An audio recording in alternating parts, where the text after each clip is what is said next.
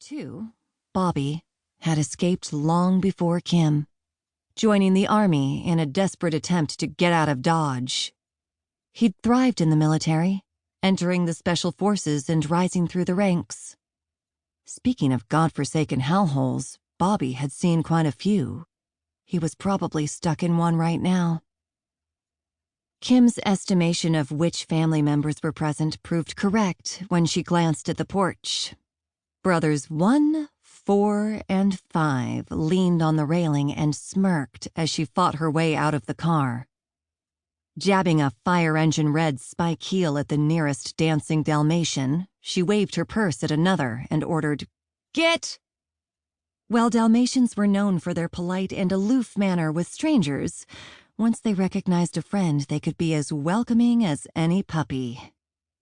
When Kim had left, Bear and Bull, their names tributes to her brother's favorite sports teams, quaintly known as Da Bears and Da Bulls in local lingo, had been puppies. They must have amazing memories, or maybe amazing noses, to remember her for so long.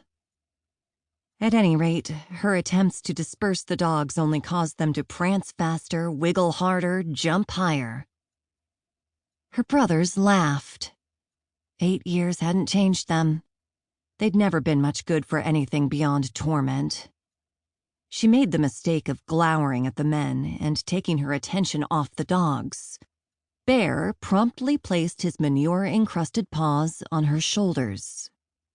Since it was Kim's misfortune to stand under 5 feet tall, her 4-inch heels only allowed the animal to kiss her on the mouth rather than the forehead. He needed a tic-tac in the worst way. Bull took the opportunity to rub his ice-cold, slimy nose across the back of her sheer stockings. Ah! She shoved at one and sidled away from the other. Unabashed, they trotted toward the barn, tongues lolling with idiotic doggy joy. Brothers and Dalmatians had a lot more in common than one might expect. Kim wiped the remnants of the kiss from her lips and glanced down. Her heels had sunk into the gravel about an inch. Her cream blouse sported smelly paw prints. Her black skirt was coated with a layer of dust, and...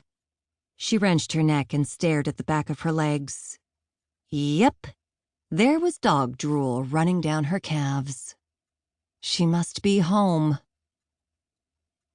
From the solitary window of her bedroom on the 3rd floor, Eleanor Luchetti watched her baby return. "All grown up," she said aloud. "I must have blinked and missed it."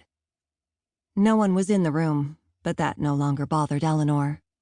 5 sons, a dairy farming husband, and a daughter who would rather live anywhere but here had made her okay with talking to herself a long time ago.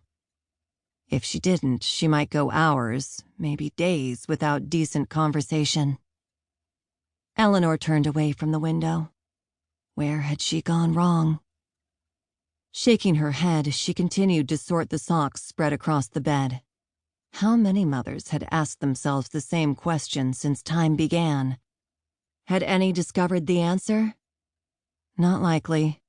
Children were a mystery, and children like Kim more so than most. When Eleanor had finally born a daughter, she'd been so excited. At last, another female in the house, pink instead of blue, quiet instead of loud, gentle instead of rough.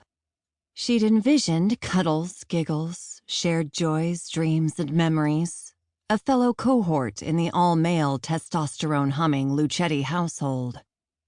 However, Kim had never behaved as expected. Eleanor loved her daughter, but she did not understand her. What drove the boys was always near to the surface and easily detectable, but from the beginning, Kim had been driven by forces beyond Eleanor's comprehension.